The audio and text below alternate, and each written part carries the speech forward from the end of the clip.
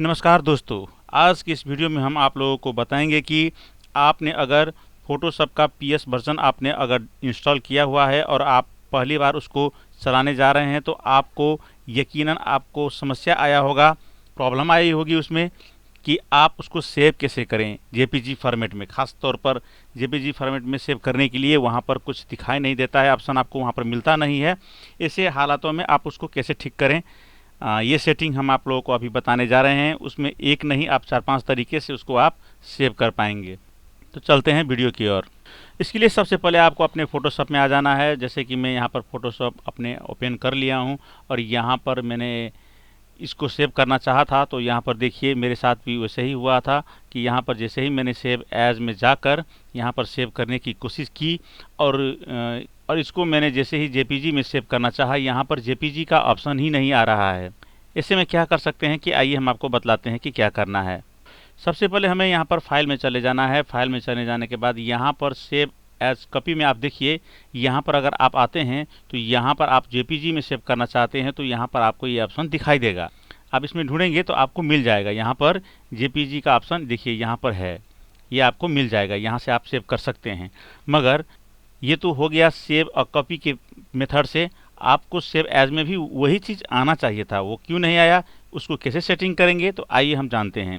उसके लिए क्या करेंगे, देखिए सबसे पहले हमें चले जाना है एडिट में। एडिट में आने के बाद यहाँ पर नीचे आपको मिल जाएगा प्रीफरेंसेज।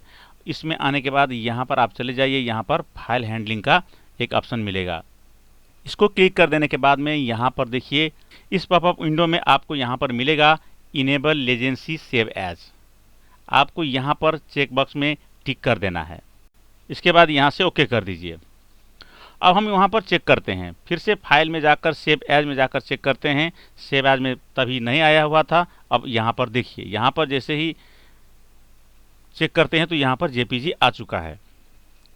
अब आप यहाँ से भी जेपीजी फॉर्मेट में सेव कर सकते हैं क्योंकि हमने वहाँ पर सेटिंग कर दिया है। अब ये तो हो गया आपका दो मेथड हो गया, दो तरीके से आप इसको सेव कर पाएंगे। अब हम आप लोगों को और मेथड दिखा रहे हैं जैसे आप इसको जेपीजी फॉर्मेट में सेव कर सकते हैं। इसके लिए आपको फिर से फाइल में आ जाना है और एक्सपोर्ट में आ जाना है। एक्सपोर्ट में एक्सपोर्ट एज में आ जाना है। यहाँ पर देखिए, यहाँ पर सेव करने के लिए इधर इस साइड में देखिए ऊपर में यहाँ पर पीएनजी फॉर्मेट में है। इसको जेपीजी में सेव करना चाहते हैं तो इसको जेपीजी सिलेक्ट कर लीजिए।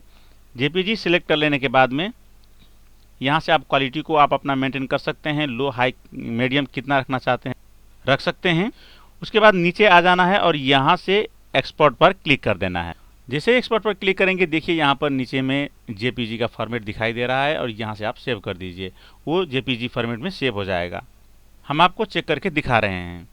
देखिए हमारा यहाँ पर ये जो फाइल था वो जेपीजी फॉर्मेट में आ चुका है। देखिए यहाँ पर आप देख पा रहे होंगे, यहाँ पर जेपीजी फॉर्मेट में ये सेव हो चुका है।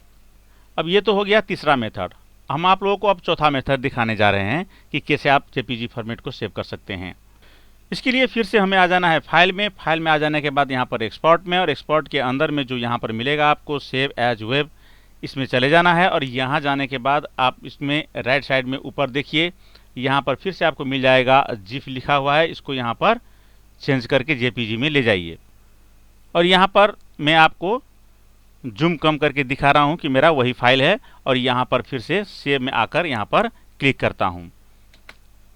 सेव पर जैसे ही क्लिक करता हूँ देखिए यहाँ पर सेव करने की ऑप्शन आ चुका है और इसको हम जहाँ सेव करना हो वहाँ पर सेव कर रहे हैं। देखिए यहाँ पर ये फाइल भी आ चुका है। यहाँ पर मैंने EDIS1 में इसका मैंने नाम रखा हुआ था, वो इसी नाम से यहाँ पर जेपीजी फॉर्मेट में सेव हो चुका है। वो पहले वाला फाइल यहाँ है। तो दोस्तों आज हमने जाना कि सेव एज से कैसे जेपीजी को सेव करेंगे और उसके बाद सेव और कॉपी से कैसे इसको जेपीजी फॉर्मेट में सेव करेंगे।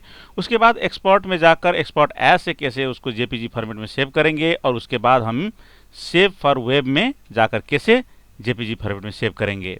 तो दोस्तों आप लोग को समझ में आ गया होगा कि जेपीजी सब फॉर्मेट में सेव करने के लिए कई तरीके हैं इसमें, जैसे कि हमने आप लोगों को इसमें 4 तरीके बताए हुए हैं।